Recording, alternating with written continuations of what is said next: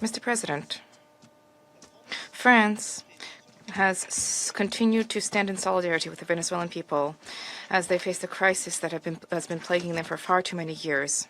Specifically, and in particular, since the summer of 2024, on the 20th of July, 2024, the Venezuelan people exercised their right to vote peacefully in order to shape the future of their country.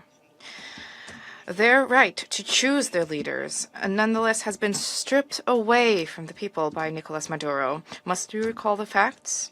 The electoral process was marred by numerous irregularities, and the final counting of votes was marred by a flagrant lack of transparency. In light of the democratic aspirations of the Venezuelan people, Nicolas Maduro has systematically responded with the repression of dissident voices, of members of the opposition, and of civil society, as well as with numerous arbitrary detentions.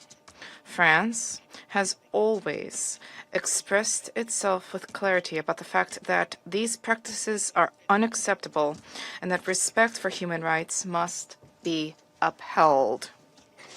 Mr. President, the military operation which has led to the capture of Nicolas Maduro runs counter to the principle of peaceful dispute resolution and runs counter to the principle of non-use of force.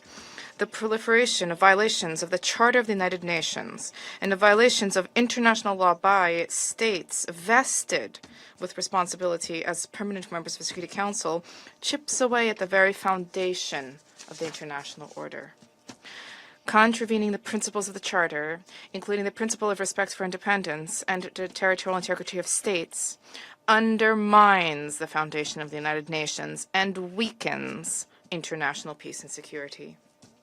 France remains faithful and committed to respect for the Charter of the United Nations and of the principle of peaceful dispute resolution.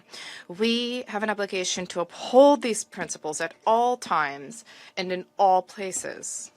Respect for these principles is indispensable.